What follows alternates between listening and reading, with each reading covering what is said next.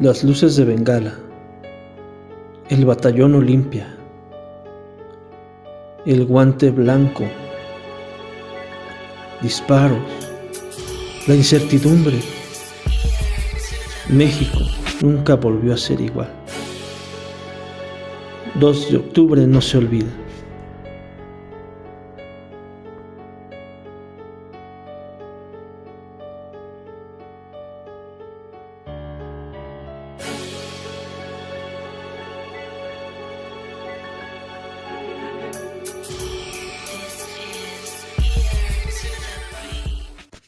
Tres oradores, 3 discursos. El reloj marcaba las 6 de la tarde. Transcurren los minutos, los últimos minutos para muchos. Acompáñame a escuchar esta entrevista inédita con Elí Morales.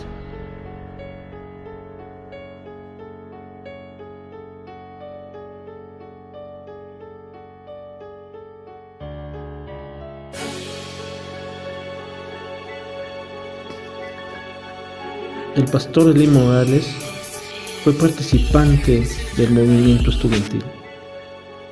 Al día de hoy es ministro de Dios y nos platicará cómo cambió su vida.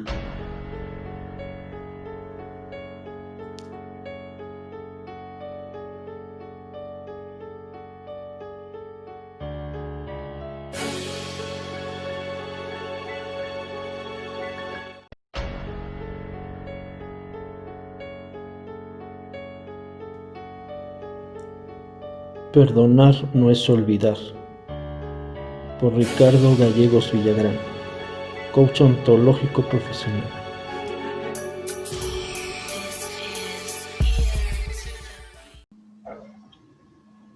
Hola, ¿cómo están? El día de hoy quiero presentarles al reverendo Elí Morales, quien nos va a platicar de su vivencia sobre la matanza de los estudiantes del 68. Él fue participante en esta masacre y nos va a compartir nos va a compartir su vivencia. Bienvenido, pastor. Muchas gracias, Sí, Ricardo, sí. muchas gracias por tu invitación. Saludo a quienes vayan a poder ver esta transmisión o este material, esperando que logren entender el propósito de esta entrevista y el propósito de mis palabras y la experiencia que yo viví en el 68 y la que estoy viviendo actualmente. Muy bien, pues bienvenido y le voy a hacer algunas preguntas para que vayamos entrando al tema. ¿Qué edad tenía en ese tiempo? 16 años. 16 años. ¿Eras estudiante? Pertenecía yo a la prevocacional número 6, ubicada en Azcapotzalco, La Villa, que en aquel entonces pertenecían al Politécnico, y después del movimiento del 68 las disgregaron, las separaron del Politécnico, porque los estudiantes de prevocacional pasaban directamente a vocacional sin hacer examen. Entonces, después del movimiento, se hicieron escuelas secundarias técnicas, y las vocacionales fueron centros de estudios científicos y tecnológicos en diversas áreas. Entonces, ahí estuve yo, y por ese motivo es por lo que yo fui participante del movimiento de 1968. Ok, muy bien. Y cuéntenos qué sucedió el 2 de octubre de 1968. ¿Qué memorias? Bueno, pues fue un movimiento donde hubo una represión muy fuerte a todos los niveles, ya fueran médicos, o fueran telefonistas, o fueran ferrocarrileros, o fueran obreros. Todos los movimientos fueron reprimidos, y lógicamente el movimiento del 68 empezó, la raíz de esto fue un problema entre miembros de la vocacional número 5 y la número 2, con la prepa Ochotorena. Ahí empezó la agresión y de ahí se empezó a originar el movimiento. Es lo que da origen al movimiento, lógicamente por lo que estaba atravesando el país en ese entonces, en el gobierno de Gustavo Díaz Ordaz. Okay. Tengo entendido que fue por un pleito de un partido de fútbol americano. Algunos lo narran así, pero realmente compañeros que después conocí, que participaron en eso, realmente fue por eso, y como parece ser que los chicos de la Prepa Choterena tenían alguna protección de los papás o no sé de quién, algún político, entraron a la Vocacional 5 de Ciudadela a golpear alumnos y a maestros en plenas clases. Eso, ahí fue como empezó la protesta. Eso es lo que yo tengo de información de quienes realmente estudiaron y participaron en ese momento de lo que sucedió ahí en la Ciudadela. Ok. Después de ese hecho se desencadenaron algunos hechos más, ¿verdad? ¿Me podría platicar Sí, un poquito de eso?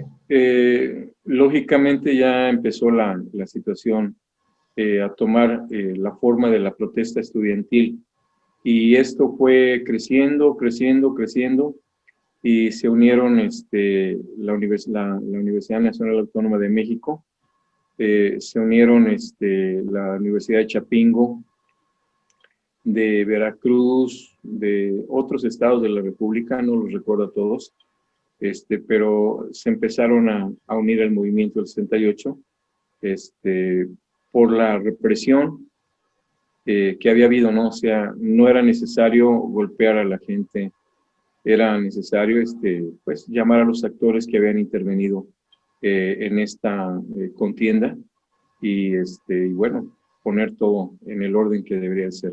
Pero pues no fue así, y fue como se fue acrecentando el movimiento del 68. Empezaron las protestas, las marchas de antropología, del casco de Santo Tomás, del Ángel de la Independencia. Yo participé en algunas de ellas, entre ellas la más importante fue la Marcha del Silencio, que partimos de antropología hasta el Zócalo, y donde fue algo tan impresionante que nadie dijo nada, no hubo un Huelum, no hubo un Goya, no hubo nada para nadie, sino queríamos participar en ese silencio, así lo entendí yo, para que viera el gobierno que estábamos abiertos y dispuestos al diálogo que se le estaba pidiendo a las autoridades en aquel entonces, ¿no? Coronel Rosal era el regente de la ciudad, y y bueno, pues no hubo una respuesta nunca hubo un diálogo, y lo que sí hubo fue persecución, encarcelamiento y muerte de estudiantes al principio, y ya después, bueno, pues vino lo fuerte. El 2 de octubre del 68 se había citado ahí para recuperar las instalaciones del Politécnico que estaban tomadas por el ejército, y también Zacatenco. El casco de Santo Tomás estaba tomado Zacatenco. Se iba a marchar de Tlatelolco a el casco de Santo Tomás para recuperar las instalaciones. Y bueno, pues empezó a llegar mucha gente, familias con sus niños, obreros, campesinos, telefonistas, doctores, ferrocarrileros. O sea, vamos, era globalizar esta situación, pues era una protesta a nivel del pueblo, a nivel de la gente que estaba siendo reprimida y que no tenía la oportunidad de expresar su sentir, y el gobierno nunca quiso entender los reclamos de las diversas organizaciones que se estuvieron manifestando a partir del 68, a pesar de que esta represión venía pues tiempo atrás. Tengo entendido que también los doctores se habían unido a la marcha. Afirmativo, ellos habían protestado anteriormente y también lo reprimieron, y ellos se unieron ese día estaban ahí representados. Incluso en los videos que se ven enfermeras con sus uniformes corriendo cuando empezó la la matanza, ¿no? Entonces, ese día ya se había avisado, les avisaron a los líderes, a Cabeza de Vaca, y les avisaron que iba a haber provocación de parte del gobierno a través del ejército y a través de los granaderos. Entonces, el problema es que los gases lacrimógenos que lanzaban los granaderos surtían un efecto, es un gas lacrimógeno, se te llenan los ojos de lágrimas como si se te hincharan y no puedes ver. Entonces, pues así de esa forma, pues te alcanzaban y te pegaban, te golpeaban. Entonces, aquí no sé de qué forma se logró investigar o saber que el vinagre, al olerlo, en los suéteres que traíamos o en unos pañuelos que nos daban las amas de casa, y olíamos el vinagre y con el vinagre se nos limpiaban los ojos y ya podíamos seguir adelante corriendo para que no, pues no hubiera represión hacia nosotros, ¿no? Y la brutalidad de los granaderos, pues fue muy fuerte. Cueto Ramírez, no se midió en ese aspecto. Yo creo que lo que hicieron estos hombres fue obedecer las órdenes de quienes los dirigían. Yo creo que no lo hubieran hecho por voluntad propia, tal vez, yo pienso así. O incluso los soldados, ¿no? Porque el 2 de octubre también murieron soldados, se ven en los videos, cómo matan a los soldados también. De hecho, se ven soldados apoyando y ayudando a varias personas, ¿no? Levantándolos y ayudándoles.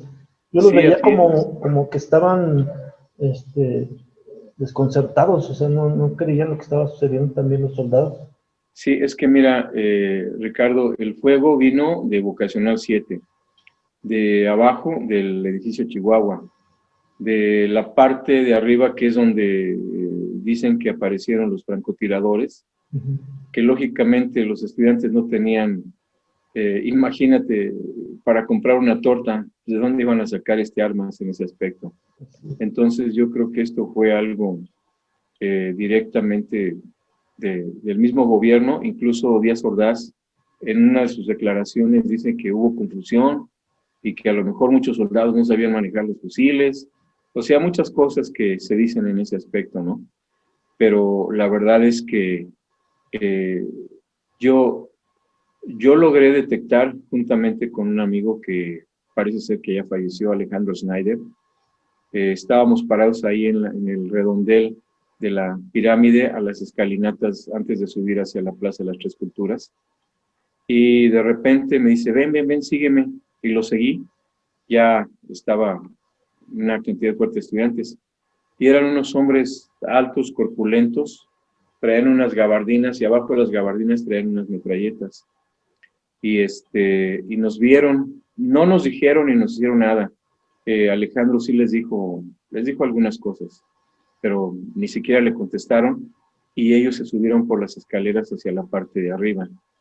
Yo me imagino que ellos eran agentes de la Federal de Seguridad, porque era más o menos la forma de su presentación de ellos, ¿no? O sea, trajeados, fuertes, altos. No puedo yo confirmar que sí eran ellos, pero de que los vimos, o sea, es algo que muchos medios de comunicación no lograron captar, porque la atención estaba en la masa, o en los oradores, o en lo que sucedió, pero esto fue previo a que empezara la refriega, o sea, la matanza ahí en la Plaza de las Tres Culturas. Y lógicamente, una de las cosas que identificaban a los del Batallón Olimpia y a los judiciales, o como eran las corporaciones, traían un guante blanco o un pañuelo amarrado blanco también. Yo me imagino que era como una identidad para que ellos no se dispararan entre ellos mismos, ¿no? Yo, con la gente que nos quedamos ahí parados, había adoquín, o sea, estaba sellado, estaba clavado. Entonces arrancábamos pasto y y el pasto que arrancábamos se los aventábamos, que pues, ¿qué hacía el pasto? No hacía absolutamente nada, porque el momento fue muy fuerte, fue muy crítico.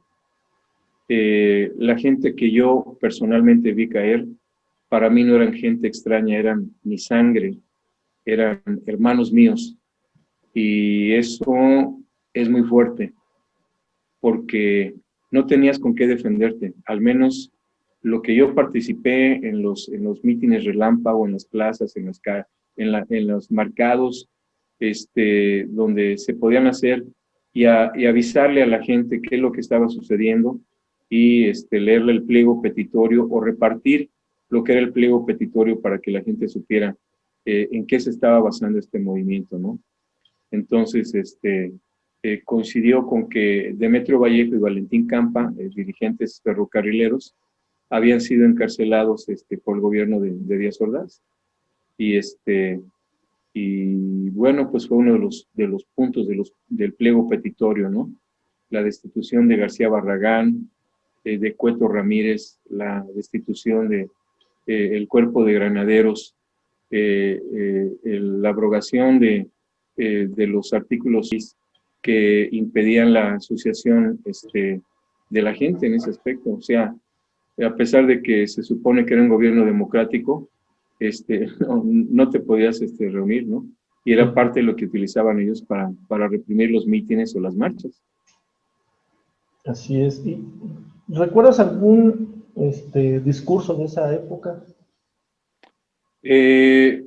Sí, hay parte de ello en lo cual realmente era la conciencia de los estudiantes, de los maestros, de los ferrocarrileros, de los doctores, de los telefonistas. Era la conciencia de querer generar una mejor forma de diálogo, de entendimiento, de apoyo, sin necesidad de violencia, ¿no? Entonces, este fue el diálogo, y lo que yo recuerdo mucho es lo que nos hermanó directamente, nos hermanó a todos, perdón, y esta forma de hermanarnos fue que los universitarios y los politécnicos no eran casas divididas, eran una sola casa. Eso para mí fue muy impactante, el saber que la Universidad de Chihuahua, de Monterrey, incluso el TEC de Monterrey, o sea, estaba unido a ti. Eso fue increíble, ¿no? E incluso llegamos a saber que llegaron a regresar camiones de estudiantes que venían de Zacatecas, parece ser, de la Universidad de Puebla también venían para acá, no les impidieron el paso, no les permitieron llegar. O sea, lógicamente había un movimiento a nivel pues mundial, porque en Francia se estaba dando en Estados Unidos por la guerra de Vietnam, y los jóvenes en Francia también protestaron.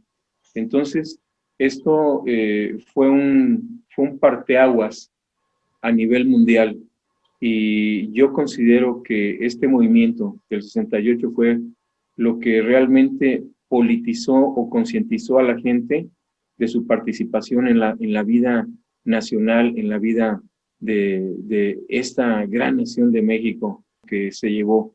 Porque el grito desesperado era ese, ¿no? O sea, atiéndenos, escúchanos, no queremos pelear contigo, gobierno, queremos tener un diálogo contigo. Esa es la palabra clave, el diálogo. Es la parte más importante, sea un matrimonio, sea un grupo de gentes disidentes, el diálogo es lo mejor, ¿no? O sea, la agresión lo único que trae es destrucción, y lo hemos visto por la Primera y la Segunda Guerra Mundial, lo hemos visto por las guerras que se han pues hecho, aunque no tan fuertes, entre naciones y entre países, ¿no?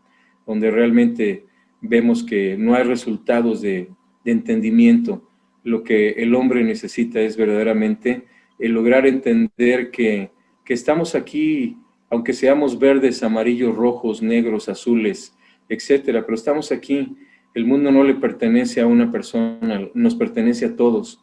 y yo creo que todos tenemos la oportunidad de poder generar un mundo diferente, pero todo está en el corazón del hombre, y cuando el corazón del hombre no está dispuesto en ese aspecto, y su ambición de poder, de autoridad, bueno, como lo conocemos, ¿no? Y no es nada malo, el gandallismo en ese aspecto, ¿no? Bueno, tú sabes cómo está actualmente la nación. De hecho, le iba a hacer esa pregunta. ¿Hay diferencia del México de hoy al México del 68? Sí, hay una gran diferencia porque ahora una de las cosas que a mí me da rabia, mucha rabia, o me ha dado mucha rabia, es que en los años anteriores que celebraron algunos jóvenes que ni siquiera supieron lo que fue el movimiento del 68, que ensucien la sangre de aquellos que cayeron el 2 de octubre del 68 y sean usados, no sé si por políticos, no sé quién esté detrás de ellos, nunca los tocan, nunca les hacen nada, nunca agarran a nadie y destrozan locales que no tienen nada que ver, que no tuvieron nada que ver con el movimiento del 68. Y digo, o sea, imagínate qué conciencia. Te voy a decir una anécdota. El Sardinero estaba sobre lo que era anteriormente, ahora es Flores Magón, anteriormente era, creo que Nonoalco, la avenida Nonoalco. Estaba ahí un centro comercial y una noche que nos estaban correteando los granaderos, una persona que lógicamente no era del movimiento, que era parte del pueblo que apoyaba, entre paréntesis, ¿no? Aventó una piedra para romper un vidrio de un sardinero y yo le dije, no, eso no, ellos no nos hacen nada. Incluso ellos nos regalaban vinagre para traer vinagre y defendernos, ¿no? Sí.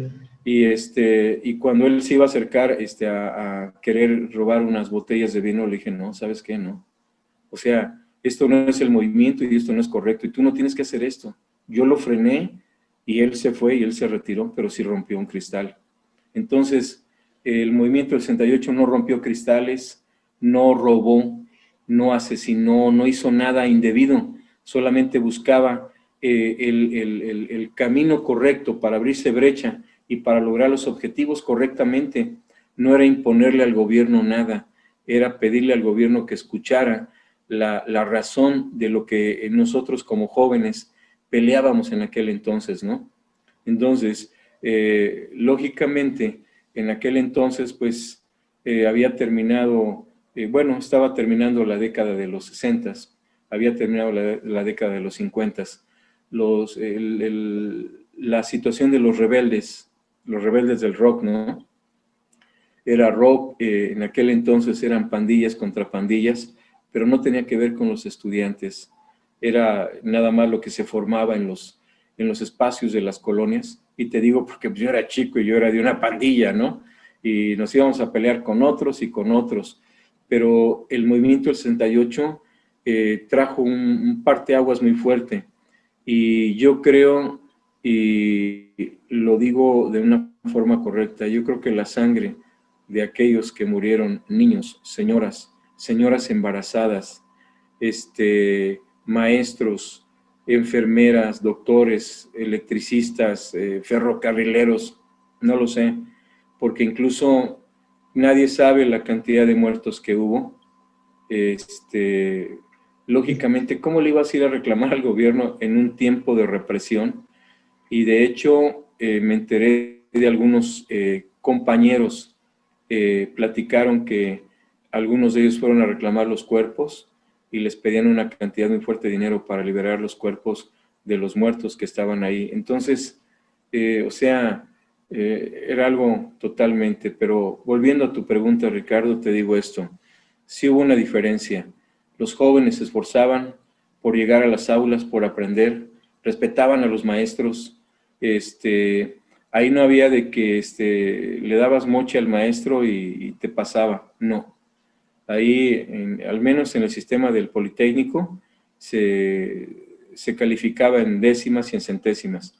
Y si tenías 5.7, estabas reprobado. y no había oportunidad y te presentabas tu examen a título de suficiencia, ¿no? Entonces, ahora yo veo que la educación, veo en las secundarias que iba a dar mi proyecto de vida, es un proyecto de 0 a 10, es un proyecto para que los jóvenes logren en 10 años ser profesionistas, para que tengan objetivos, para que tengan metas, para que no vivan al día solamente y para que ellos puedan llegar a ser padres que le den a sus hijos lo que tal vez ellos no tuvieron, y que ellos impacten y realmente cambien la historia de esta nación. Necesitamos, en la actualidad, esa es la diferencia, necesitamos jóvenes visionarios, comprometidos, que amen esta nación. Sí hay, sí hay. Lamentablemente es un grupo pequeño, pero se puede impactar y se puede lograr que esta nación cambie. Pero en las condiciones que estamos, está muy difícil. El gobierno acaba de quitar las becas del CECIT, que es uno de los institutos donde directamente se apoya a las gentes que tienen carreras destacadas y que quieren avanzar más y quieren hacer maestrías fuera de esta nación. Y bueno, pues ya no hay. O sea, los jóvenes ahora, la droga llegó en el 68, empezó. Yo estuve en el Festival de Avándaro en el 71 y realmente lo que ahí hubo marihuana, hubo psicotrópicos, o sea, muchas pastillas que consumían los jóvenes, ¿no? Yo fui amigo de algunas de las bandas que tocaron ahí, del Three Souls, de la banda Chicago, de El Ritual, que eran bandas que colaboraban con el Politécnico y hacían conciertos. Llevábamos conciertos a las vocacionales. Y ahí surgió Chava Flores, y también Chava Flores le mandaron a operar las cuerdas y le quitaron la voz, ¿no? O sea, muchas cosas que sucedieron. Y en la actualidad, o sea, es muy fácil para los jóvenes el abandonar sus escuelas, el no ser productivos. Yo no juzgo a nadie, ni etiqueto a nadie, porque una de las cosas que marco en mi curso es que nadie te etiquete, pero tú tampoco etiquetes a nadie. No pises a nadie para lograr lo que tienes que lograr, lógralo con tu esfuerzo personal, porque ese es lo mejor que un ser humano puede hacer, que no pise a los otros para llegar hacia arriba, ¿no? Porque no es lo correcto, eso es muy sucio. Entonces, cuando he impartido este proyecto y veo la inquietud de los jóvenes de secundaria y de preparatoria, me han sucedido cosas que algunos padres de familia me han querido besar la mano. Le dije, no, espéreme, no, señor, no haga esto. No, señor, muchas gracias, licenciado, gracias por darle esto a mi hijo, ya hizo su proyecto, yo me quedé con él hasta las 3 de la mañana, y yo veo que sí hay amor de padres para sus hijos, cuando realmente queremos que nuestros hijos no sean y no pasen por el mismo sendero que pasamos nosotros. Y eso es ver, ver jóvenes diferentes. Cuando yo les digo a los jóvenes que ellos son el México del futuro, que ellos van a estar haciendo cambios en esta nación, se paran de las bancas, gritan y brincan, porque nadie se los dice, nadie se los hace llegar, ¿no? Nadie entonces, les hace que se la crean. Cuando llega un joven y te dice que su papá no lo pela, no convive con él, no le ayuda en sus tareas, no le da suficiente economía para sus transportes, muchas cosas, y encuentras ahí muchas carencias, muchas necesidades, mucha falta de comunicación, y entonces es cuando te das cuenta que lo que tú estás haciendo es bueno, es correcto, y va a ayudar a que estos jóvenes en 10 años logren ser profesionistas, y cuando ellos se den cuenta y tengan economía suficiente, podrán establecer hogares más estables, podrán tener familias más protegidas y más, lo digo claramente, más bendecidas, porque es una bendición que una familia en la actualidad logre estar junta, ¿no?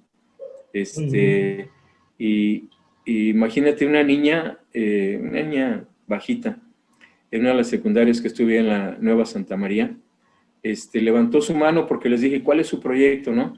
Y de repente la bajó y ya no me dijo nada. Y otros jóvenes me decían, no, yo voy a ser ingeniero químico, no, pues yo voy a ser abogado.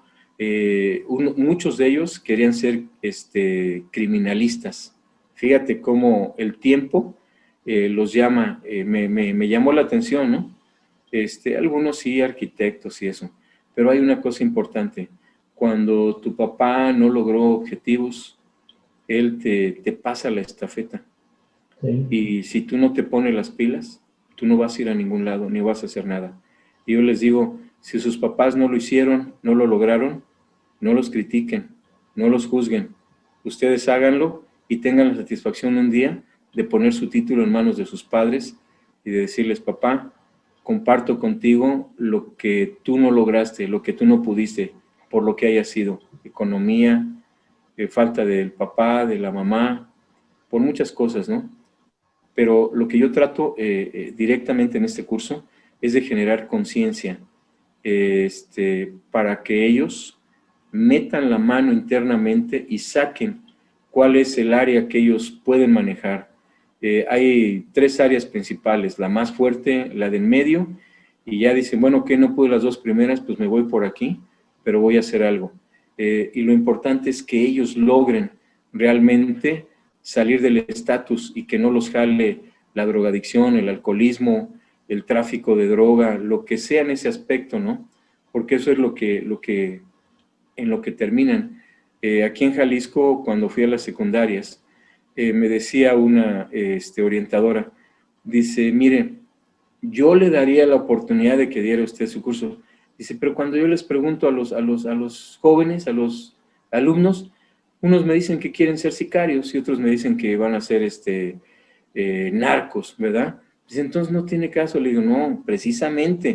Denme la oportunidad de llegar a ellos para que ellos tengan conciencia de que hay más, los datos que han dado del narcotráfico, son más de 35,000 muertos no sé si sea la cifra exacta, que han muerto, y la mayor parte de ellos son chavillos, son jóvenes, y ahí había doctores, músicos, poetas, arquitectos, plomeros, carpinteros, había alfareros, yo no sé, y ellos nunca lo descubrieron, nunca pudieron llegar al punto porque nunca hubo alguien que les dijera, que los frenara por ese camino que iban, que era incorrecto, ¿no?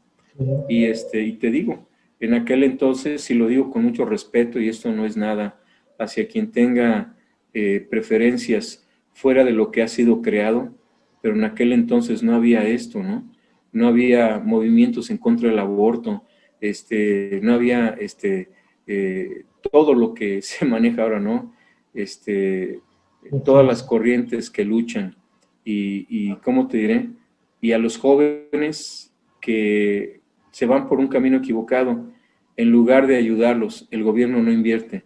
El gobierno le dice, sí, ¿sabes qué? Hagan una ley y sí que sean lo que ellos quieran, y no les importa en la vida de esos jóvenes. Y esos jóvenes pueden ser rescatados y pueden ser reorientados en su vida personal, porque tal vez algo los orilló o los llevó a ese estatus, y hay que ayudarlos, claro. Y hay que rescatarlos por lo que ellos verdaderamente son. ¿Qué sintió Eli Morales en el momento en que empezó la balacera y que empezó a ver gente caer? Bueno, pues en un principio fue un desconcierto, porque precisamente ya habían anunciado que se suspendía la marcha de Tlatelolco hacia el casco de Santo Tomás.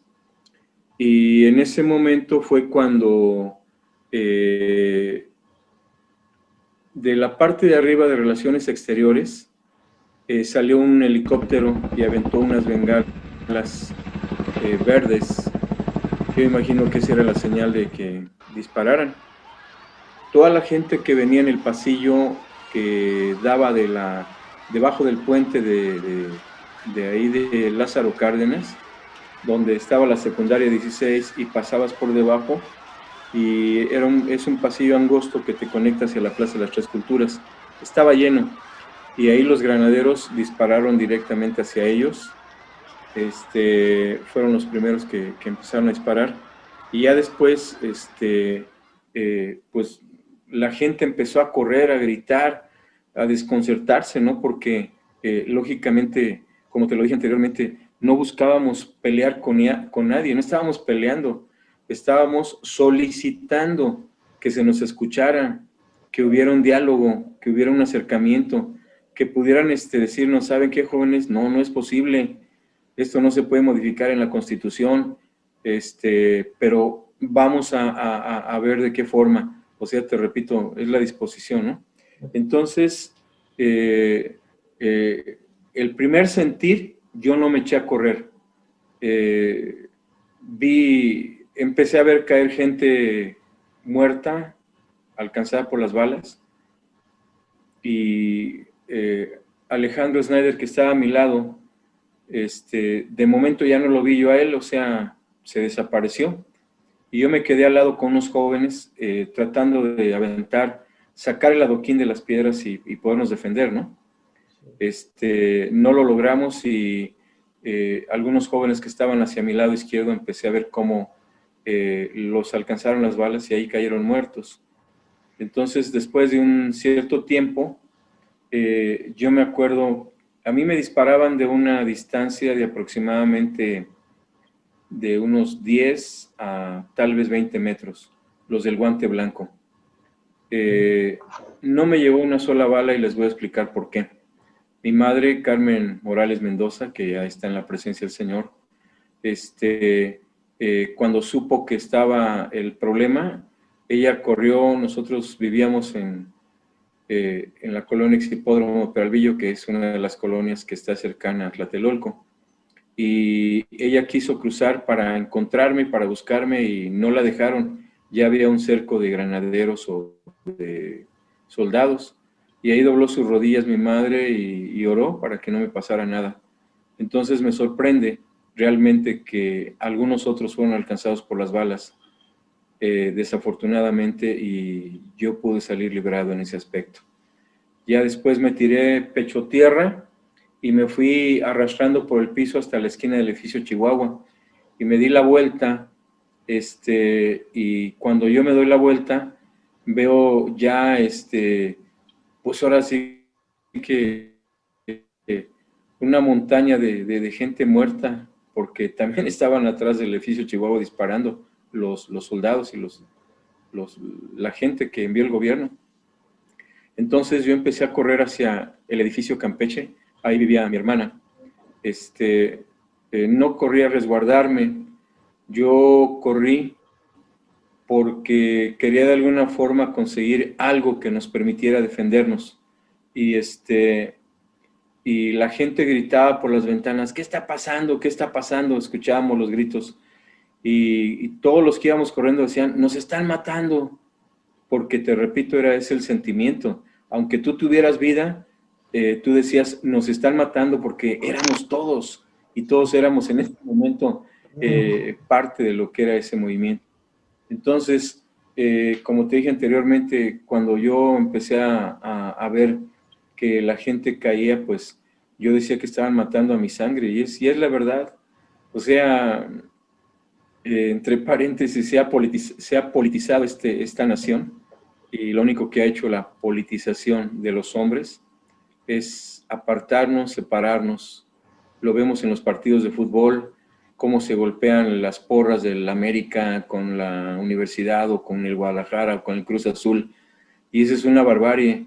Y yo no digo que en aquel entonces como jóvenes no había disputas, no había contiendas, sí había, pero ¿cómo te diré? No de esta forma en la cual la barbarie y ya no sé si es la pasión o la pérdida de la razón de la gente que no mide las consecuencias, y si traen la camiseta del América, el Guadalajara, del Cruz Azul, lo que sea, pues como sea lo surten, ¿no? Lo hemos visto en las noticias.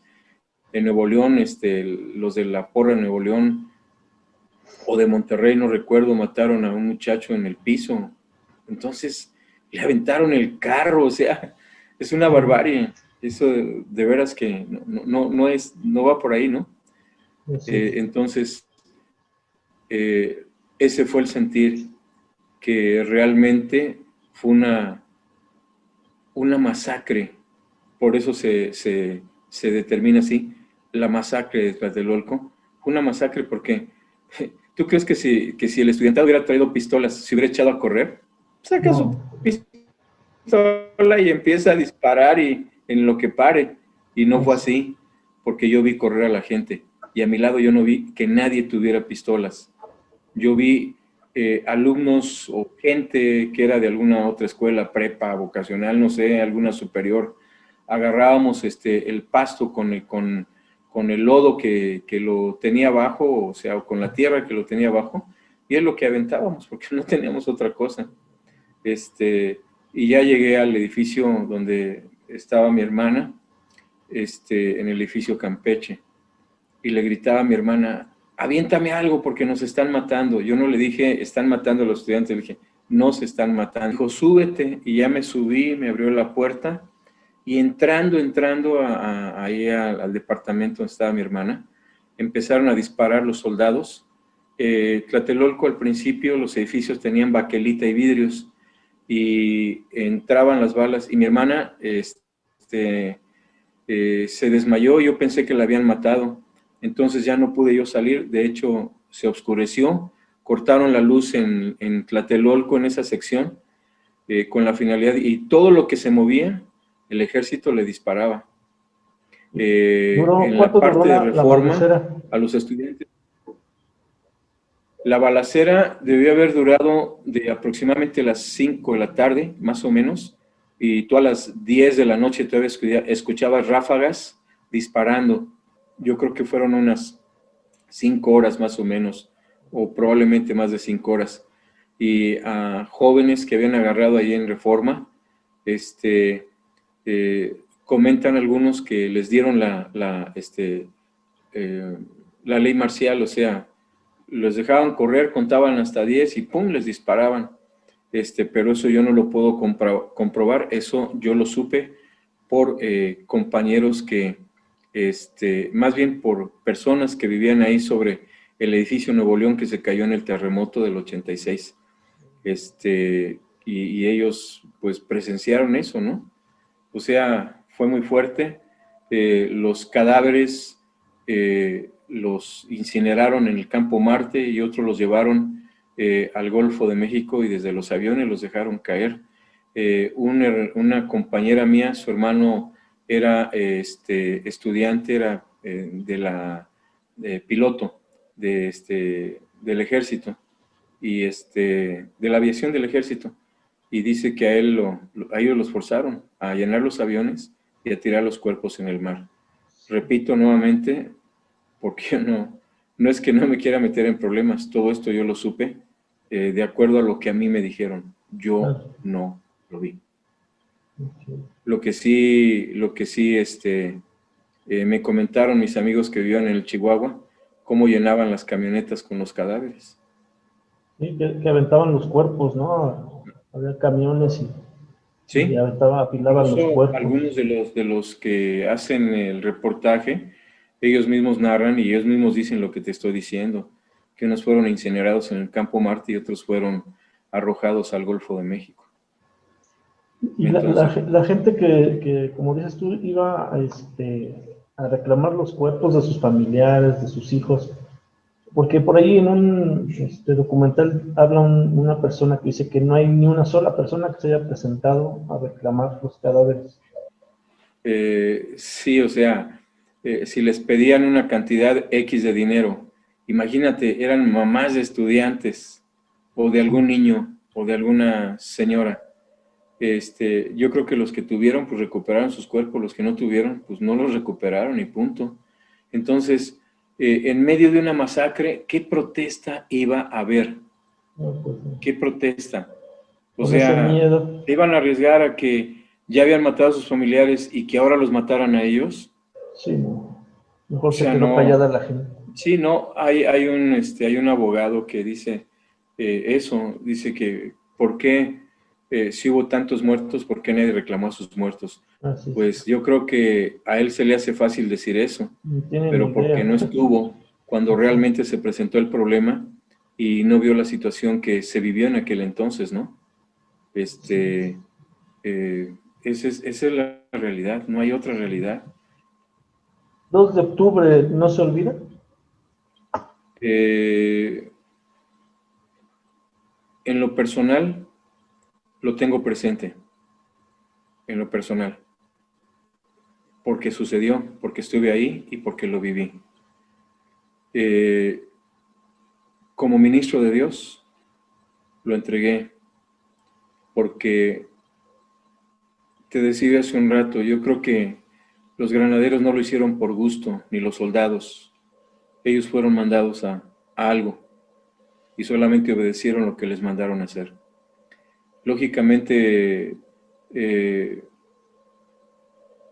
matar a tu propio pueblo, subyugar a tu propio pueblo con balas, no es la mejor forma de realmente hacerlo, ¿no?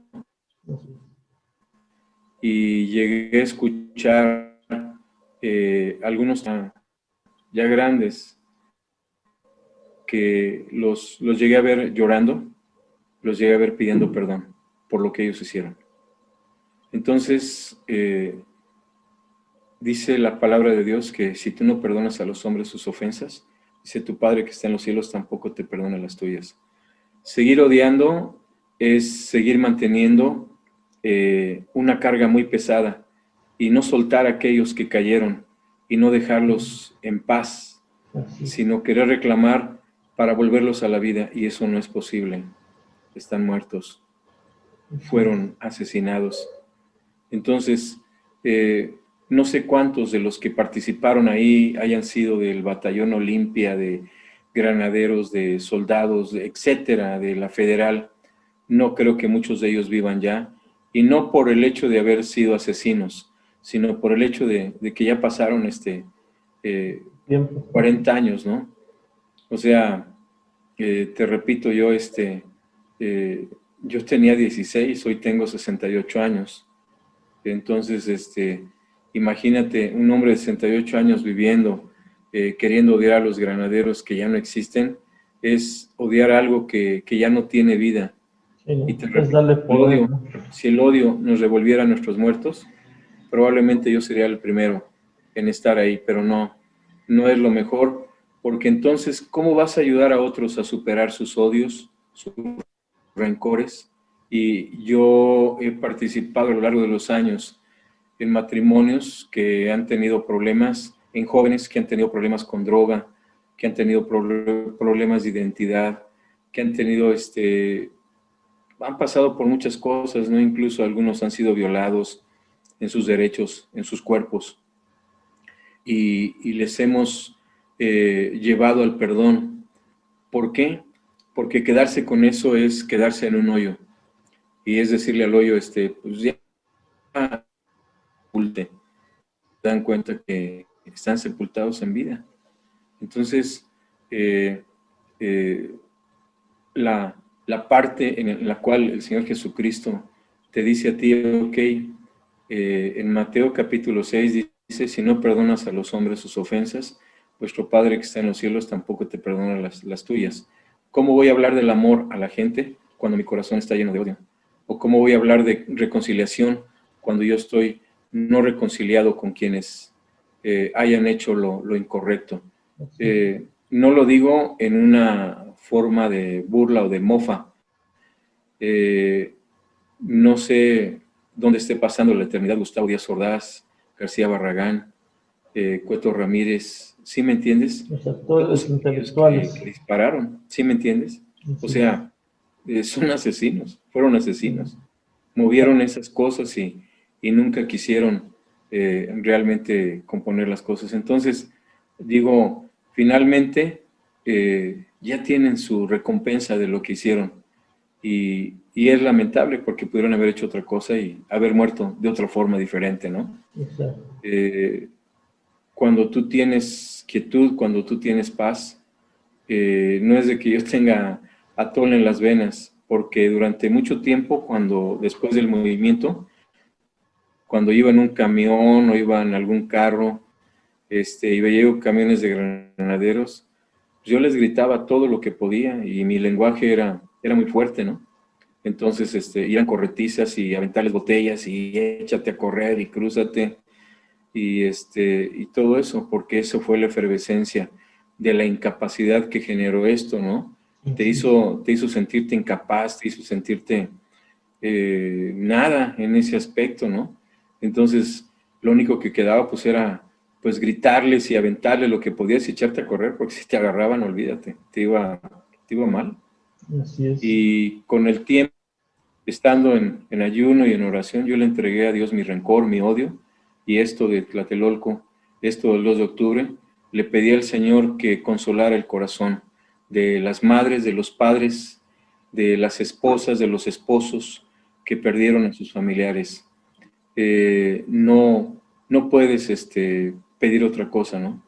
Entonces, por ese lado y por otro lado, yo tuve que soltar y yo oro actualmente por las autoridades del orden que sean en ese aspecto, porque eso es lo que Dios me determina en su palabra, el poder bendecirlos, el poder orar por ellos y llevarlos a la presencia de Dios para que hagan de la mejor forma su trabajo y no abusen, porque la misma palabra dice que el que está en autoridad no abuse de su autoridad en ese aspecto. Y esto es lo que te decía hace un rato, esto es lo que estamos viviendo. O sea, en lugar de haber un remedio, en lugar de que este movimiento hubiera traído un recato, y muchos políticos, incluso el presidente Obrador y Cuauhtémoc Cárdenas, muchos de ellos abanderaron el 2 de octubre y ninguno de ellos hizo nada por el 2 de octubre. Esa es la realidad. Así es. Entonces, eso a mí, pues ya me provoca entre risa e indiferencia, porque solamente tratan de agarrar una bandera y, te repito, ensucian la sangre de aquellos mártires de Tlatelolco, de aquellos que dejaron su vida ahí, que creyeron en un movimiento y que creyeron en un México diferente, en autoridades diferentes, ¿no? Y tú velo en la Cámara de los Diputados, se agarran a golpes, se escupen, se arañan, se mientan el 10 de mayo y todo eso, ¿no? Entonces, ¿qué clase de barbarie hay en ese aspecto? Y lo que el movimiento del 68 logró es ese parteaguas donde realmente se politizó directamente al pueblo. Y el pueblo no está entendiendo a la politización del 2 de octubre, está entendiendo a la razón de la palabra de los políticos, de aquellos que los engañan, que los envuelven y que los llevan en sus falacias personales. Y ya que están en el poder, se olvidan de sus promesas. Por eso dice el profeta Jeremías, maldito el hombre que confía en el hombre, más bienaventurado aquel hombre cuya confianza está en Jehová. Será como el árbol plantado junto a las corrientes de aguas, su hoja no cae y todo lo que hace será prosperado. Entonces yo prefiero confiar en Dios y no confiar en los hombres. Así es. Pastor, ¿en qué momento de tu vida encuentras a Dios? Me acuerdo que me platicaste No lo mucho. encuentro, sí, perdón, no lo encuentro yo a él, él me Te encuentra a mí. Exacto. Mira, Ricky, en el barrio donde nací yo, que es el Exhipódromo Peralvillo, ahí la fiesta era los fines de semana, 15 años, bautizos, bodas, cumpleaños, etcétera, etcétera. Entonces ahí, pues todos los fines de semana, de una forma, creo que un poco menos gravosa, pues corría el alcohol, ¿no? Y a la edad de 6 años tomé mi primera cerveza. Y a la edad de 22 años iba yo a morir de congestión alcohólica, un mes antes de contraer matrimonio con mi esposa Rebeca. Yo me tragaba el alcohol de la botella a la boca. Yo no lo soportaba con ninguna otra bebida, es decir, con refresco. Entonces, pues yo me tragaba el alcohol, yo me podía tomar media botella de alcohol yo solo, o incluso tragarme una botella yo solo. Y cuando a mí me dio la congestión, yo ya desde los 17 años en adelante, ya tragaba el alcohol directamente, como te acabo de mencionar. Sí. Entonces, entre paréntesis, fui con unos amigos, me dijo un amigo, dice, mira, ahí abajo de mi carro, me dio las llaves de su carro, dice, hay una de tequila y de medio litro, y me la terminé, ya estaba como en un cuarto. Y luego pasamos Insurgentes, compramos una botella de litro, y ese mismo día, a las 6 de la mañana empecé a tomar ginebra, y a las 11:30 de la mañana había yo perdido la respuesta de mi cuerpo. Alcanzaba a escuchar lo que decían, pero mi boca no respondía, blu, blu, blu. No entendía yo por qué, entonces duré congestionado 14 horas y media. Mi tía Angelita, tu abuelita, y mi mamá, le pedí por favor que me llevara al hospital porque ya no aguantaba yo. Me ponía el codo en el estómago, esta mano en el corazón, y con la otra me agarraba yo la cabeza. Y era blup, blup, blup. O sea, eso es lo que es la congestión, no te permite tener nada, porque es la invasión de alcohol en tu sangre y es lo que te provoca. Mi madre había orado durante mucho tiempo, pertenecía a la porra del Politécnico, tenía amigos porros de la universidad. A mí el vino no me lo vendían, me lo regalaban. O sea, yo difícilmente compraba una botella. Igual la marihuana, nunca compré ni un cartón ni nada, siempre llegaba sola. Entonces, entre alcohol y droga, fue mi vida, así crecí. Y yo tengo 22 eventos de muerte comprobables.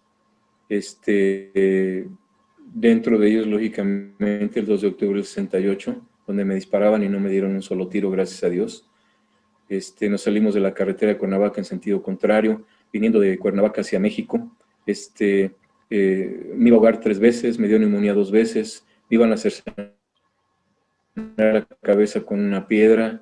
Un amigo accidentalmente me iba a dar un balazo en la cabeza.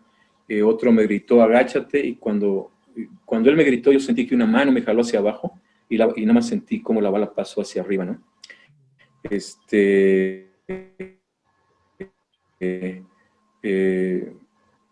Me quise quitar la vida a los 19 años, tomé unas pastillas para quitarme la vida, fueron 40, se me deshicieron 3 y vomité 37 cementeras. Como dice el programa de Replay, ¿verdad? Aunque usted no lo crea, pero yo lo viví y estoy dando testimonio de lo que pasó en mi vida. Había un plan. Y bueno, pues sí, a los 6 años iba a morir abajo de un carro en la colonia donde yo vivía. Ya me llevaron, me llevó tu papá en su carro ahí a ella. Y ya entré, pagó mi mamá la consulta, luego le hicieron para y ya me metí. Me empezó a preguntar el doctor mi nombre, mi fecha de nacimiento, el nombre de mi papá, mi mamá, mis hermanos. Se me hizo raro, ¿no? Dije, pues, es el parte médico. Y ya me preguntó si había tenido alguna enfermedad crónica, o ya le dije que me había dado 2 veces neumonía. Y pues nada más. Entonces, agarró, terminó, le dieron el parte del laboratorio, lo vio él, y ya me dice, ¿puedes leer?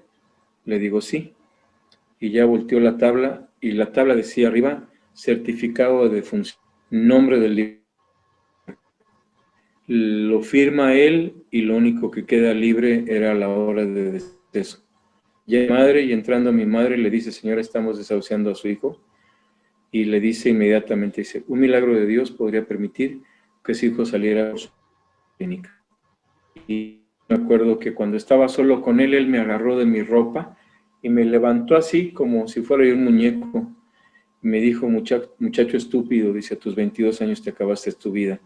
Dice, ¿cómo no soy tu padre para meterte unos cinturonazos ahorita? y ya después fue cuando llamó a mi mamá.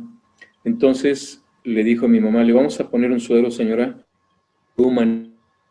Ah, ok, está bien. Y entonces, te repito, o sea, mi vida fue siempre así, ¿no? Fue agresividad, fue odio, fue vacío, fue, y no tía la que murió, sino la soledad que estaba en mi corazón, ¿no? Entonces, todo eso me atrapaba y mi madre me dijo, he orado por 22 años por ti, hijo, no, ya no puedo más, esta noche yo te entrego en las manos de Cristo Jesús. Y dobló sus rodillas, estuvo orando, derramando sus lágrimas, y lo que pasó es que yo acostado empecé a ver en el techo cada uno de los eventos de muerte que yo había tenido hasta antes de llegar a ese momento que yo me encontraba. Y de repente mis pies pues estaban así, ¿no? En la parte de la cama, y yo traía unas botas de alpinista, y yo sentí que algo tocó mis zapatos, no mis pies, sino mis zapatos, porque pues mis pies estaban tapados. Y fue un calor que me tocó en ese momento. Y entonces yo me incorporé así en la cama y no había nadie. Y vi que mi mamá estaba orando acá, pues mi tía Angelita estaba en la sala de espera. Y pensé que había sido la enfermera, pero pues ni modo que me hubiera puesto un cautín en las botas, ¿no? Para Así que me es. entrara calor. Entonces ese calor empezó a recorrer mi cuerpo y fue en el proceso donde yo estaba viendo todo lo que había sido mi vida. Porque yo le dije a mi madre, no le digas a Dios que me dé la vida, dile a Dios que me mate. Ya no quiero vivir, mamá. Jugar ruleta rusa, si me entiendes, y salir librado, Así es. tomarte 40 pastillas y todo lo que me pasó, pues era muerte. Entonces, eh, ese calor cuando llega a mi cintura, hace un milagro, y es el milagro que el Espíritu Santo hizo al tocar mi vida. Se exuda el alcohol, penetra el Espíritu Santo, exuda el alcohol que tengo en mis venas y quedo liberado de la congestión alcohólica. Entonces, volteo mi cabeza y le digo, mamá, se acabó el problema. Y mi mamá se levanta y me dice, mira hijo, yo le pedí a Dios dos cosas. La primera es que si vas a morir, confieses a Jesucristo como tu Salvador para que tu alma no vaya al infierno. La segunda cosa que le pedí a Dios es que si vas a vivir, te conviertas en un siervo de su palabra, que es lo que actualmente soy, independientemente de lo que yo hago secularmente, ¿no? Y me dice mi mamá, dice, vamos a hacer una oración, tú y yo, y le vas a pedir perdón a Dios. Le dije, no, fíjate que no. Lo que tú me pides no es posible, mamá. Es santo. Yo,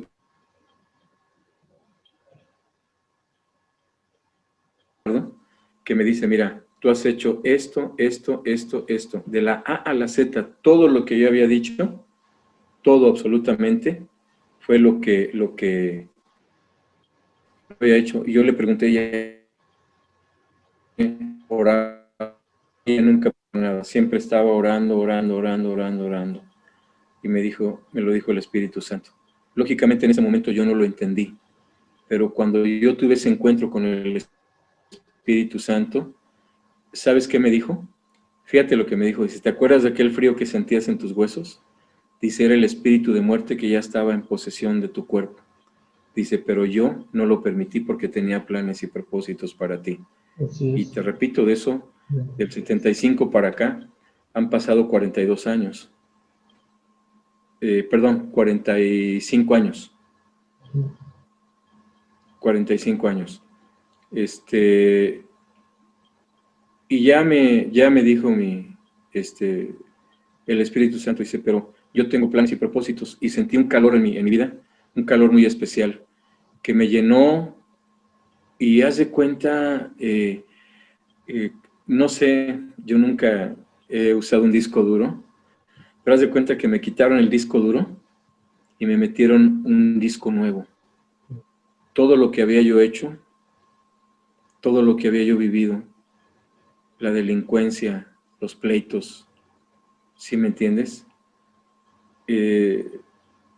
yo le pegaba a una persona una sola vez y se caía, porque había una fuerza que me gobernaba. Aparte que yo hacía mucho ejercicio. Y era un espíritu de agresividad lo que manejaba a mí. A tal forma que mis propios amigos, cuando me ven agresivo, no me decían nada. Porque sabían que si alguien me decía algo, me les iba encima y me los acababa. Y cuando teníamos broncas, porra contra porra o vocacional contra prepa o lo que fuera, nunca mandé a frente. Y yo repito, o sea, de todo esto me guardó el Señor. Entonces, cuando me dice mi mamá esto, finalmente me dice, tienes que hacer esta oración, y ya ahí acepté a Jesucristo. Por eso te decía yo que yo no lo encontré. Él me encontró en la peor condición. Y Primera de Corintios dice que de lo vil y de lo menospreciado escogió Dios para avergonzar a lo sabio y a lo fuerte, a fin de que nadie se jacte en su presencia. Yo fui esa vileza del mundo y ahora soy un hombre justificado por fe, por la muerte de Cristo Jesús, por su sangre, y santificado porque ya el pecado que moraba en mí ya no mora en mí. Que hay a veces cosas que quieren jalarte nuevamente, sí, sí las hay, y en ocasiones como que llegas a morder la cuerda. Pero 1 de Juan 1:9 dice que si confesamos nuestros pecados, Él es fiel y justo para perdonar nuestros pecados y limpiarnos de toda maldad.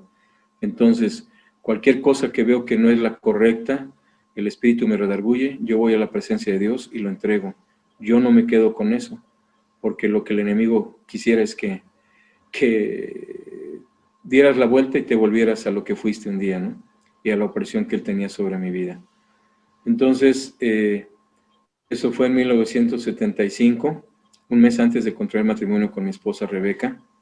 Y bueno, pues a lo largo, a partir de 1986, yo empecé a predicar el Evangelio en las calles. En el 84, en las plazas, en Bellas Artes, en el Zócalo, en el Mercado Sonora, en el Mercado de la Merced. Y bueno, el Señor me confirmó el llamado al ministerio. Yo no fui puesto por hombres, Dios me llamó, Dios me ungió y Dios es el que usa mi vida. Y le agradezco que en su amor y en su misericordia lo haga, porque sé que aún faltan muchas cosas que Él tiene que perfeccionar, puesto que su palabra dice en Filipenses que aquel que empezó la buena obra en nosotros, terminarla hasta el día de Jesucristo. Y Él va a seguir obrando y operando en mi vida y en la vida de todo aquel que cree en Él, limpiando, restaurando, renovando, soltando cosas que no deben de estar en tu vida para que camines correcto en la presencia de Dios. Y ya cuando salí de ese hospital, entré con muerte y salí con vida. He visto milagros en mi propia familia. Mi hijo Jonathan fue sanado de los riñones a la edad de 5 años. Mi hijo Elías se murió en la palma de mi mano. Aquí se murió. Estuvo más de media hora muerto, y el Señor lo resucitó. Le clamamos a Él. Mi esposa estaba invadida de cáncer y el Señor la sanó. He visto milagros, señales, prodigios, maravillas de Dios. He orado por gente que ya no tenía matriz y Dios le dio hijos. He decretado que se pare la lluvia y la lluvia ha cesado. He visto cómo el Señor ha emparejado las piernas de las personas que las tienen diferentes. He impartido el bautismo del Espíritu Santo. He sido un instrumento en las manos de Dios para traer a mucha gente al conocimiento de Dios a través de lo que he hecho como un evangelista. Y he predicado en muchas iglesias y en cada una de ellas he visto el amor de Dios. Y uno de los milagros que también me permitió ver el Señor, en el remoto del 86 salimos a predicar a las calles y a mí me tocó ir a la colonia Guerrero. Al término, una joven me llevó directamente a su casa. Su marido había tenido un accidente en la madrugada y el carro que llevaba eran de esos carros, todavía el Valiant, que tenía las varillas arriba. Se le clavó la varilla en la pierna. Habían determinado que le iban a cortar la pierna. Y oré por él y años después estaba yo empezando una muchacha, un muchacho y otra muchacha a su lado. Y señalaron y dijeron, ese es. Yo dije, ¿qué onda? ¿Yo qué hice, no? Y llegaron al frente y me dice, ¿se acuerda que en el 86 le pedí de favor que orara por mi esposo para que no le cortaran la pierna? Y sí, le digo, sí me acuerdo. Dice, pues es él.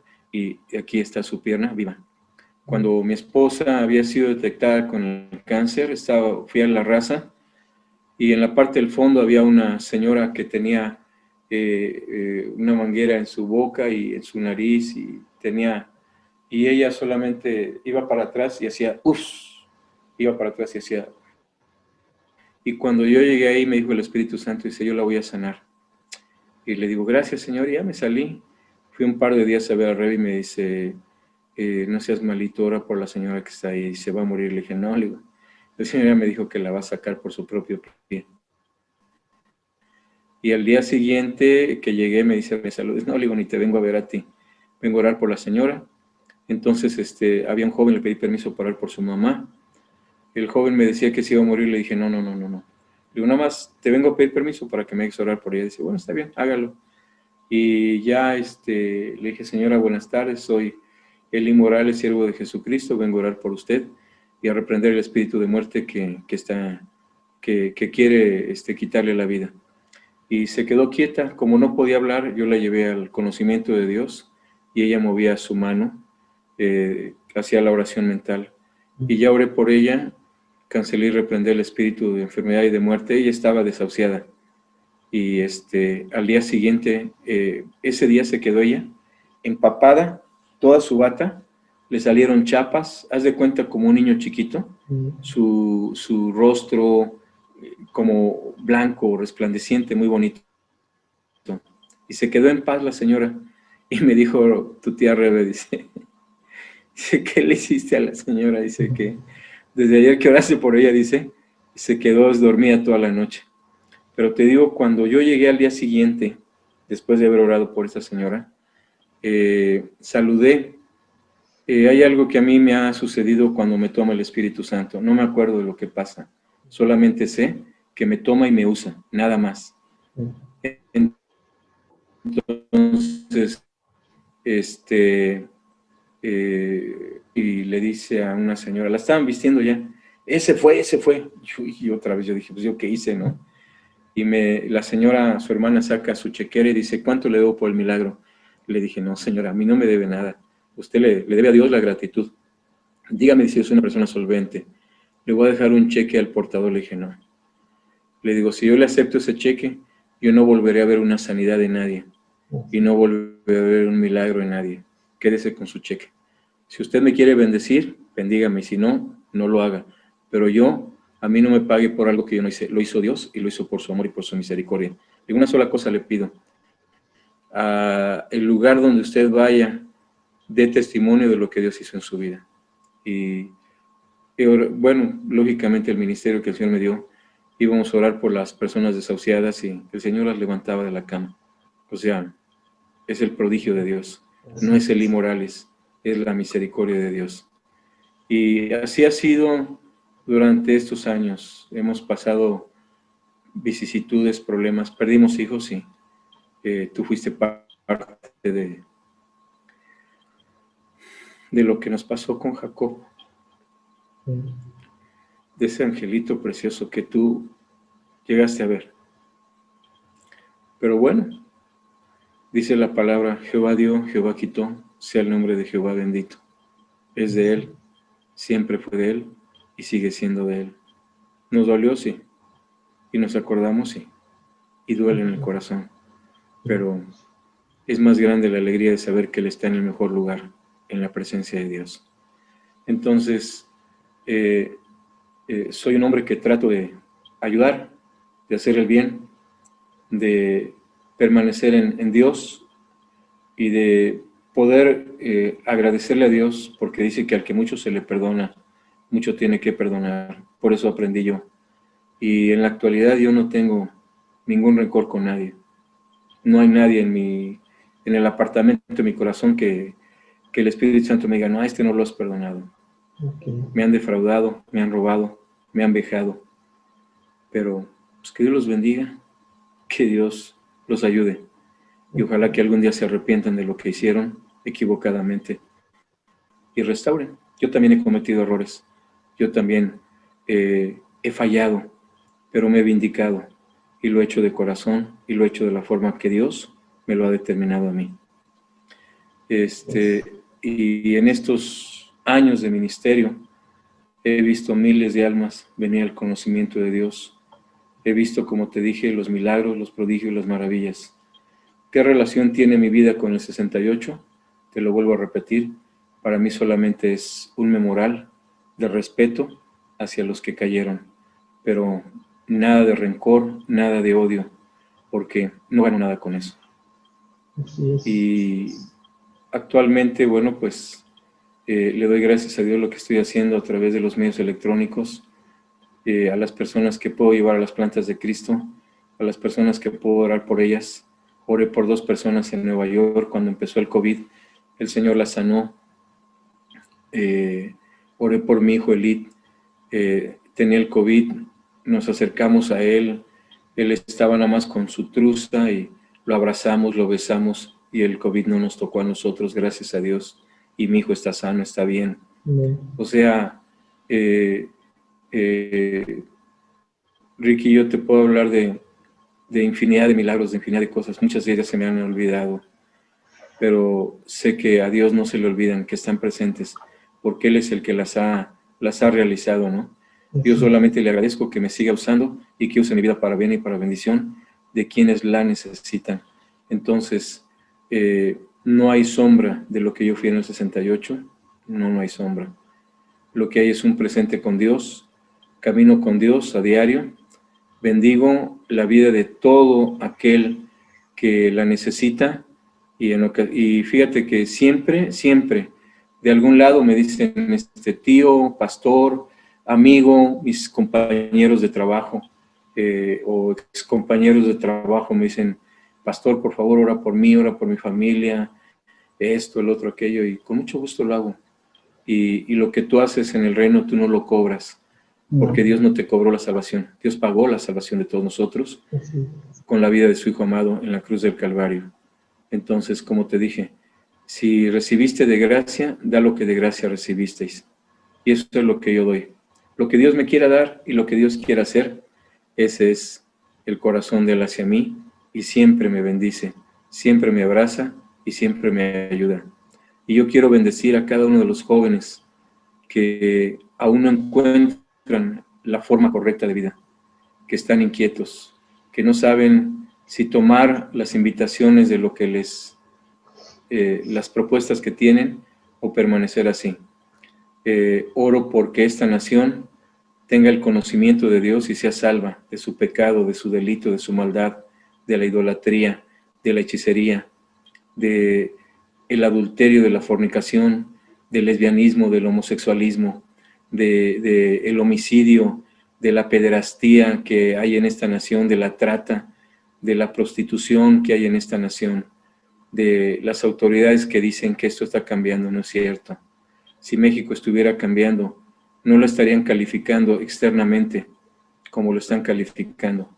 Pero bueno, yo lo único que hago es interceder por esta nación, interceder por autoridades, interceder por las familias de México, aún por los extranjeros, por los visitantes que vienen a esta nación, que aquí Dios los encuentre, los toque, los alcance y los transforme como Él transformó mi vida.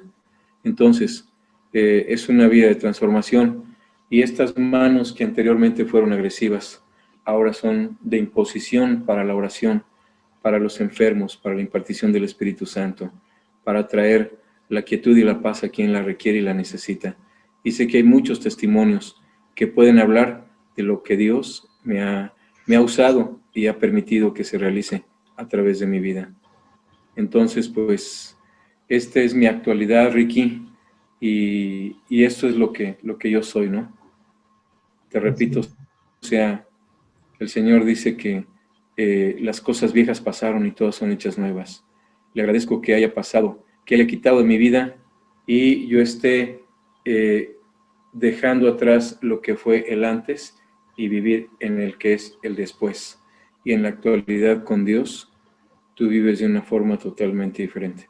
Entonces, yo espero que esto sea de bendición para mucha gente y sobre todo para aquellos que aún no han podido soltar el odio, la venganza, el rencor, aquellos que pretenden quitar su vida, no lo hagan. Dios tiene cosas maravillosas para ustedes. Aquellos que quieren tomar malas decisiones, no lo hagan. Vayan a Dios, vayan al refugio de Dios y permitan que Dios les provea, les ayude y les saque de su situación.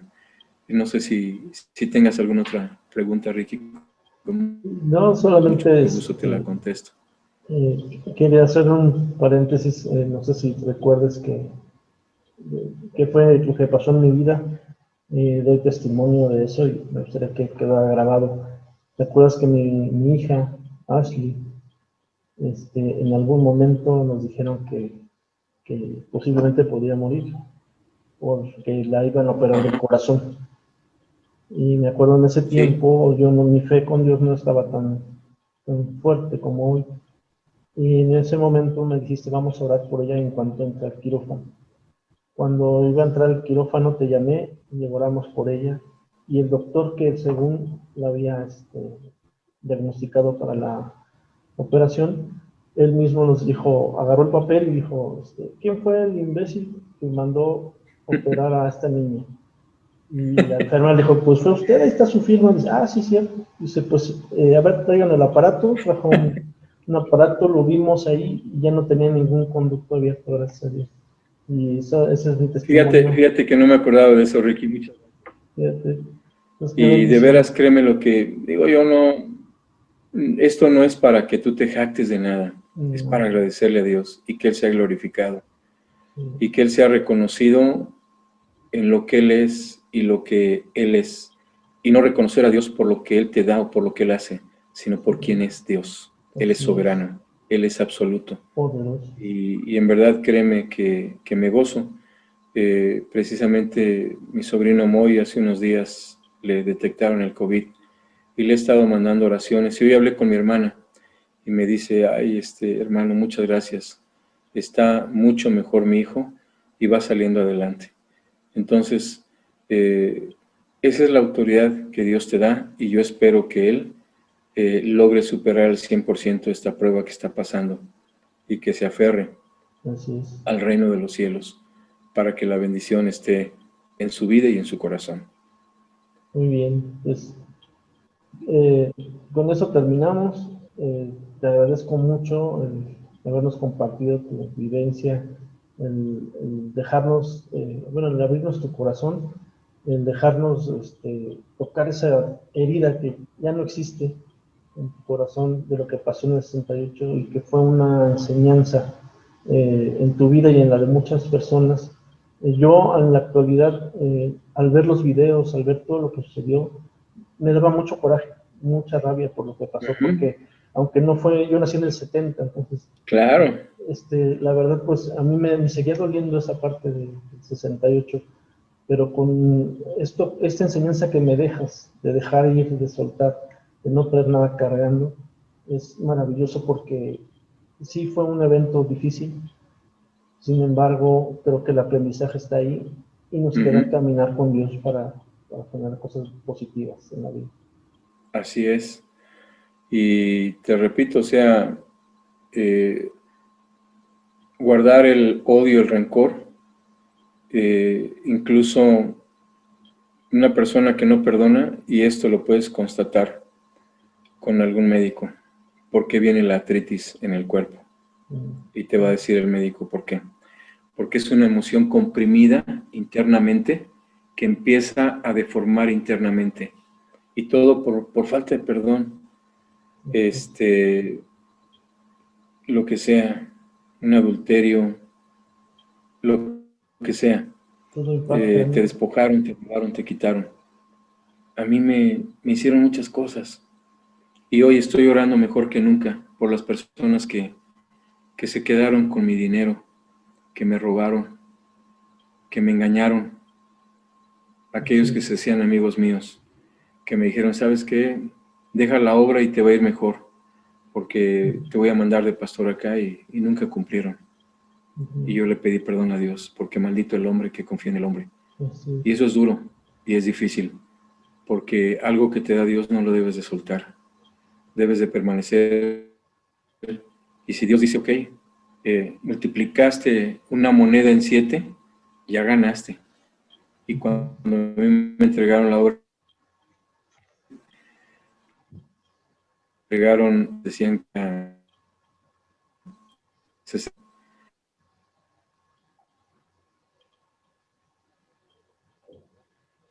y yo entregué la obra y no te diré que estaban las 300 personas, había por lo menos unas 100 personas en esa obra. Entonces, fíjate qué importante es lo que tú dijiste, Ricardo. Si yo estoy pensando que el vecino de enfrente me ponchó las llantas, voy a estar urdiendo en mi mente cómo se las poncho yo a él. Y eso va a ser algo, pues no correcto, ¿no? Entonces, te quita el sueño, te quita la energía y el enemigo nada más está trabajando en tu mente, manejándote. Mas, sin embargo, cuando tú perdonas, Dios puede usar tu mente de una forma libre, completa y absoluta y mostrarte sus planes, sus propósitos de lo que Él tiene para tu vida. Entonces, pues, le doy gracias a Dios que Él me ayudó a superar esto. Porque no, pues olvídate. Yo no era de los que duraba mucho en prenderse. O sea, le pegaban a algún amigo mío y ya estaba yo encima de la persona que le había pegado, ¿no? O sea, esa era mi reacción. Mas, sin embargo, debemos de pugnar porque venga la quietud. Los tiempos están cercanos. La segunda venida de Cristo es inminente porque todas las cosas se están cumpliendo. Y mucha gente ignora esto. Espero que abran su corazón, que en una oración le pidan perdón a Dios, al Señor Jesucristo, por lo que han hecho mal, los va a perdonar. Que se arrepientan de sus pecados, el Señor acepte el arrepentimiento y que suelten a las personas que los han dañado para que empiecen una nueva forma de vida. Y yo sé que va a suceder, porque si lo hacen de corazón, va a suceder. Así es. Le agradezco cuando mi madre, antes de que muriera y mucho antes de todo, ellos habían heredado una parte de la casa donde vivían. Y bueno, pues no fue mucho, fue poco para cada uno de ellos. Y mi madre no me dio economía. Y yo le dije, gracias por no haberme dado nada en heredad de economía, porque me lo hubiera acabado, o se hubiera acabado. Le digo, me diste lo más grandioso, me diste la salvación, me diste a Jesucristo, y esto es lo que actualmente enriquece mi vida. Un tesoro. Y yo vi a mi madre, a pesar de que no sabía que ella había partido a la presencia del Señor, yo estaba en oración, y yo la vi vestida de blanco en un jardín muy precioso. La copa de los árboles llegaba casi hasta el pasto, y el pasto, yo no lo he visto aquí en la tierra. Y mi madre traía una bata blanca, y estaba reconociendo así el terreno, y no me habló, no me dijo nada, yo la vi, y se fue perdiendo y se perdió, se fue hacia el frente. Y otro joven que murió en un accidente, cuando yo estaba intercediendo para ver si salvaba su vida, el Espíritu Santo me mostró como un ángel fue al lugar donde estaba y lo llevó al cielo. Ya, ganó, se llevó la mejor parte. Así es. Malo que hubiera visto un que lo estaba. Fue un ángel que lo llevó a la presencia de Dios. Entonces, esto no lo cambias por nada, porque esta es una poderosa vivencia. Ver a los endemoniados ser liberados es algo glorioso de parte de Dios. Y te repito, o sea, cuando estuvimos predicando en Estados Unidos, la secretaria del pastor Jim Keegan tenía 6 años de casado, una pareja joven, y el Señor me dijo, llama a las estériles y a las americanas se les atraviesan mucho sus bebés antes del parto, y a las que tienen a sus bebés cruzados, y hice un llamado, vinieron, y vino ella, y oramos por ella, y exactamente al mes ella quedó embarazada, después de 6 años de no poder embarazarse. Y así es Dios, y Dios me dio palabra para su esposo y lo llevó a un ministerio internacional. Y muchas, muchas, muchas cosas que han pasado así. Cuando Dios me dio una palabra, he visto el cumplimiento de esa palabra y créeme que nunca soy de los que quieren quedar bien con alguien, no necesito hacerlo, porque eso no es correcto. Tú tienes que hablar lo que Dios te dice o callar cuando Dios te dice que calles, ¿no? Pero cuando Dios te dice, tienes que hablar lo que Dios te dice. Hay que obedecer. Pues eso es todo, no por hoy, pero si llegara a haber alguna otra cuestión, sabes que viajo a Nueva York en unos días, pasado mañana, y bueno, vamos a continuar con lo que tenemos. Así es. Muchas bendiciones y muchas Igualmente, gracias Ricky, por esta entrevista. Ya te la haré llegar para que la veas cómo queda. Correcto, ¿vale? Está muy bien. Te quiero mucho. Igualmente, Ricky, muchas gracias. Bendiciones para tu vida. Y gracias por tu iniciativa. Me ayudaste mucho, muy en bien. Verdad.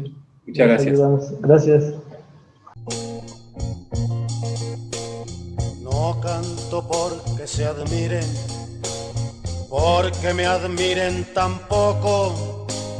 Canto porque es necesario comunicarnos un poco.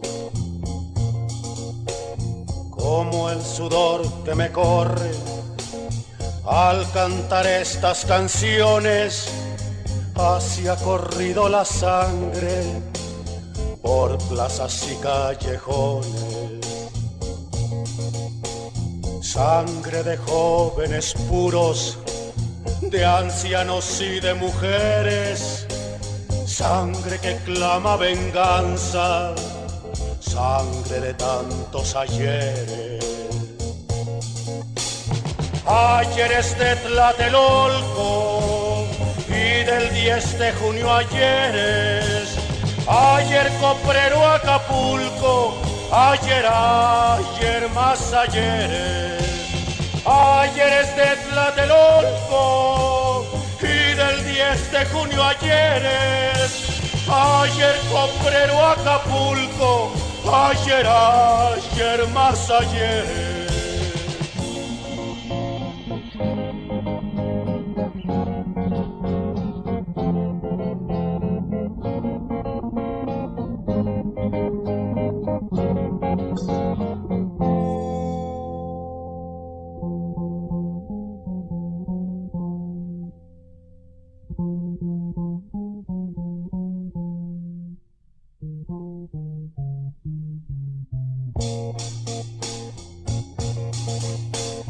La inspiración se asemeja a un bravo toro de Lidia, con su rabiosa embestida pisotea tanta perfidia. Rompe la santa escritura, bramando sobre la historia, preguntando a los que saben cómo es que existe la gloria. Atardeceres lluviosos.